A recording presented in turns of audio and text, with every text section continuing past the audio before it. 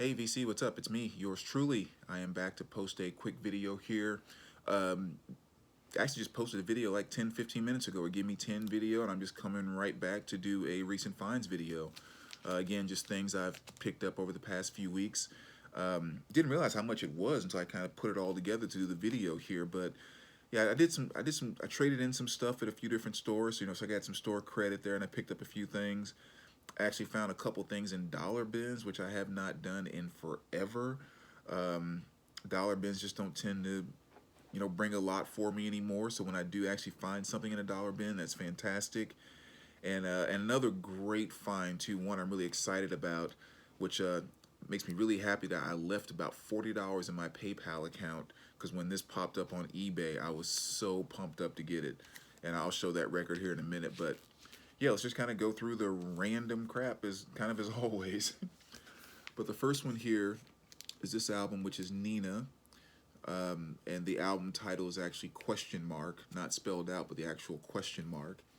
And of course, most people remember Nina from her bigger hit, which was 99 Love Balloons or Red Balloons, depending on the U.S. or German version, off of their first album. But I believe this was their second. I think this was their second or third, but I believe this is their second album, which was Question Mark. And she had four albums that she did with the band, which I think the band was called the Stripes or something like that. Don't quote me on that, but I think it was.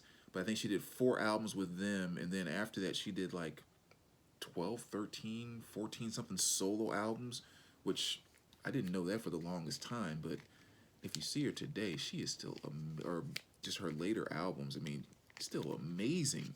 Um, but yeah, so this is a very nice pickup, music on vinyl pressing. I can tell you I like the music on it. I can tell you track number 2 and track number 6 on side 1 are my favorite two off the album. Can't say much else though because it's all in German, and I speak no German whatsoever. So I just know I listen to it and I like it. I have no idea what the heck she's talking about, but that good 80s new wave type of stuff, which is awesome. And it's a music on vinyl pressing, and I actually got this from import CDs off of eBay, $8, free shipping included. And when I checked yesterday or day before yesterday, they still had some available. So if you are interested in that album, the $8 music on vinyl pressing, awesome, awesome, awesome. It is red clear vinyl, which is kind of for me, but still great album, especially for $8. One of my dollar bin finds, which is kind of a replacement. This is one that I purged a long time ago, but I found this nice, perfect copy in the dollar bin the other day, which is Coal Miner's Daughter, which is the soundtrack. Um, Sissy Spacek, who, the actress that played Loretta Lynn in this movie, as well as doing pretty much all the singing on the album too. And I mean, she's fantastic. If she wasn't an actress, wasn't Carrie and burning down and killing people in high school gyms and everything, I mean, she potentially could have had a career as a country music singer because she was really fantastic and did a great job of paying great respects to Loretta Lynn in this movie. Some really, really good tracks on that. Really good storytelling in a lot of the songs on here, which is awesome. And the next one here, this is the one that I was saying I was so happy I happened to have a little bit of money left sitting there in my PayPal account because as soon as I saw this pop up, I was so pumped up to get this, which is Robert Miles' Dreamland. I mean, there are literally about 7 or 8 albums that I can say from the time I started collecting. I've just been hoping to no end that someday they would be reissued and or issued for the first time. And this was one of the ones that was on my list was Robert Miles' Dreamland. Now, granted, I think it initially came out 2016, 2017, somewhere around there, which was like the 20-year anniversary or something like that. But I think most of it was, overseas and blah, blah, blah. But anyway, I was just so happy to get my hands on a brand new copy of it. Um, Again, Robert Miles' Dreamland, probably the song most well known off of here is Children. That's the one you tend to hear in commercials sometimes in different places, but just kind of a dance slash, not techno, but dancey, somewhat techno, somewhat synth popish, just that whole kind of Dreamland feel. I mean, properly titled. But as much as I'm not a huge fan of that genre, I mean, oh, I freaking love this album. So it's a 2 LP set, and it also comes with a CD of the full album as well. So again, Children, definitely a big hit off of here. And then One and One with Maria Naylor, which I mean, oh my gosh, I remember first hearing that song way back in the day. I mean, her voice just always made me melt. And so yeah, that's just oh, so happy to get that. Really, really pumped about that one. And finally came across a good copy of this at a price I was willing to pay, which was below 15 bucks, which was nice. But a great, perfect copy of Michael Jackson's Dangerous. And of course, I don't have to say much about this. I mean, you know, Jam, She Drives Me Wild, Remember the Time, Black or White, Who Is It? You know, just classic Mike. But great addition to the collection there. Also adding on to the Grace Jones collection. And this is Fame. And this is kind of early Grace Jones. I think this was like 1978, 1979, somewhere right around there. And you can definitely tell it was still kind of the time of disco, because this wasn't quite where Grace was in her experimental phase. She was definitely kind of in the disco stage. But you can really tell, too, because side one actually has 3 songs on it: Do or Die, Pride, and Fame. But if you listen to the album, there's no break, there's no dead wax. It's just kind of, it sounds like one big long track.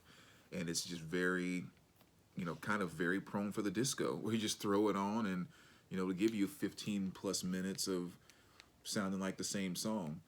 But yeah, I've always loved Grace Jones. You know, I've been trying to get all of her stuff on CD and vinyl as well. Even if like all of her music isn't like, I'm not gonna say like the greatest. I mean, I like it, but it's not all of it is necessarily legendary level. But she herself, I mean, just her level of creativity, her delivery, and you talk about someone that just does it their way and is just not afraid in any way, shape, or form to be herself, and just let her creativity flow. I mean, that just personifies Grace Jones. I mean, she is straight icon to me. So that was a great find.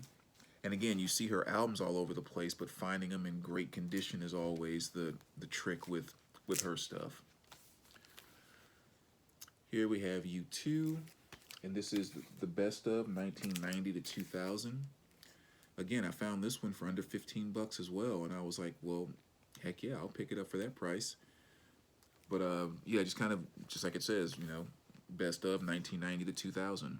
So in here, you have your stuff like Mysterious Ways, Beautiful Day, One, Stuck in the Moment, you know, stuff like that. So nice little 2 LP set. Lucinda Williams. I'm only a couple pieces away now from completing my collection with her.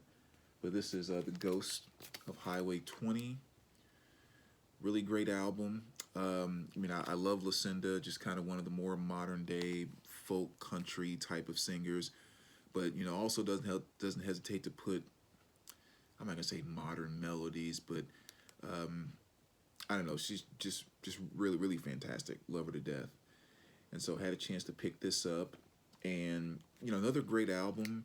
And you can listen to some of her albums, and they can really vary from album to album. This one here, I would say, I actually kind of I've always thought about this album. I would love to hear Bruce Springsteen do about 3/4 of this album on just an acoustic set with just him and his guitar, because I think there's just so many tracks on here that fit something that Bruce Springsteen would do with just him and his acoustic guitar. So that's the kind of feel that you'll get from this album. Very soft yet powerful album. Billy Ocean, Suddenly. I mean, you guys know I labeled this one of my go-to albums in a couple of videos ago. And I actually just picked this up. It was only $5, I think. But I've never seen this cover.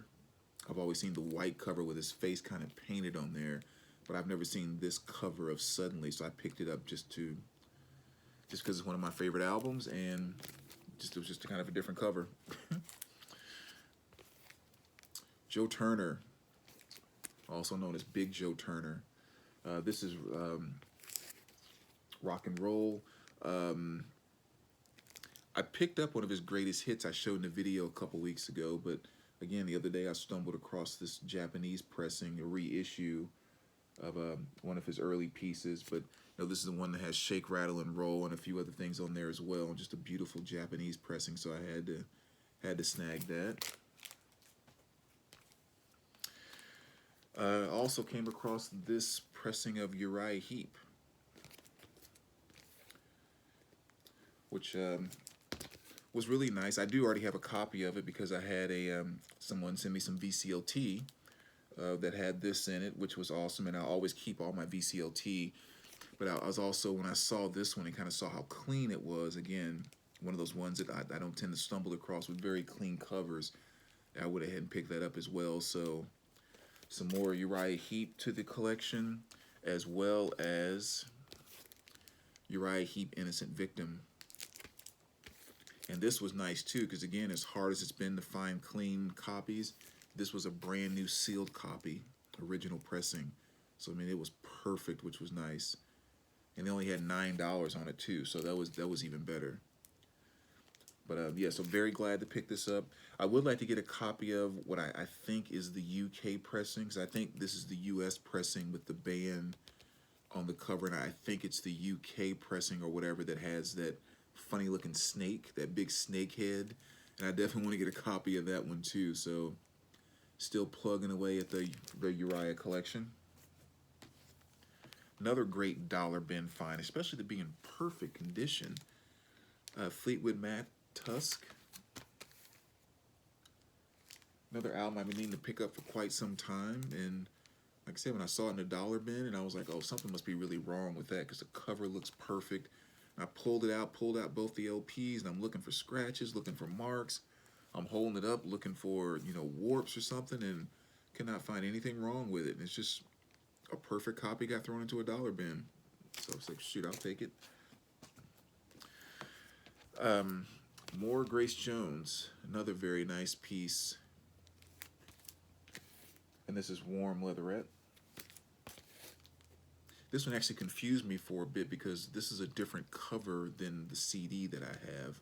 So I was a little confused by I thought it was maybe a Grace Jones album I hadn't heard of yet, but just realized it was just a different cover. But yeah, fantastic piece. I mean, all kinds of great stuff on here. One thing on here that's really nice is she does a cover of Tom Petty's Breakdown. And I mean, and does it plenty of justice. So to talk about a great cover is her, again, Tom Petty's Breakdown. Fantastic album. Definitely worth checking out. And, oh yeah, this is another, again, replacement of something I had to purge a while ago because of condition. So found that beautiful mint copy of David Lee Roth's Skyscraper. Pretty fun album to listen to. I mean, songs like Just Like Paradise, of course, is great, and a couple other things.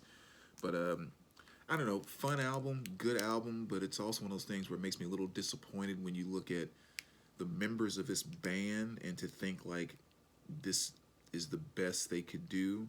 Again, this is a good album, but when you look at Vi and all those guys, it's just like, but that was almost a dream team that should that should have just made something that was just legendary, and they never quite did that with Roth. So I don't know what the deal is there, but again, still a fantastic album. Little Pink Floyd that I've been needing to add to the collection. Still need a couple other things too, but this is Adam Hart Mother. Just some of Floyd's early weird stuff, freaks, but definitely a great album to have. And this is a reissue. You can see on the back there, I took the sticker off, put on the back. So, great little core edition. And then something that, for whatever reason, I would say maybe last month or two, I've just caught this folk bug, folk slash singer songwriter type of bug, and just really kind of just been diving in. I've had people introduce me to new stuff and picked up a few things here and there.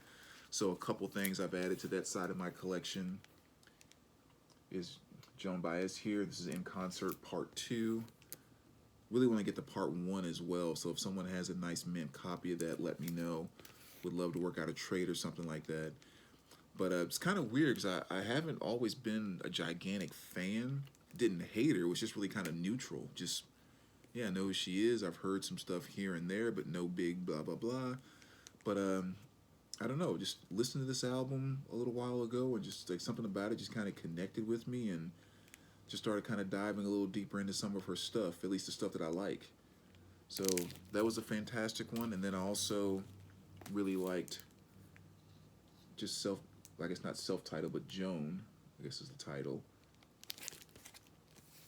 Just something about the feel of both of those albums, just, I don't know, I just really liked listening to them. And the last one here, not sure if I'm going to keep this one or not, because I would have to kind of clean it again and see what happens, because it just had a little bit of noise in there. It just bugged me a little bit, especially with how quiet a record it can be in certain spots. But Peter Seeger, God Bless the Grass.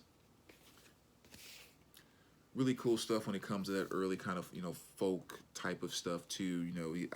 I guess he plays a banjo for the most part. At least that's what some of the stuff sounded like. But yeah, just one of those little weird hippie-ish kind of singer-songwriter type of guys. Again, I'm just kind of starting to get to know him myself. There was one song on here that really, I think it was I Have a Rabbit. Man, you can tell they were smoking some strong stuff when they wrote songs like that. Because if you just go listen to the lyrics on that song, and it's just like, dude, what were you, like, what type of mushrooms were you tripping on, or what? Just weird. But that's also just kind of part of what makes that time period so great with that whole, hippie singer-songwriter, blah, blah, blah. A lot of that music really takes you right back to that time. So, but anyway, so there you go, VC. Those are some of the new additions to the collection. As always, let me know what you think, and we will talk to you soon. All right, take care, guys.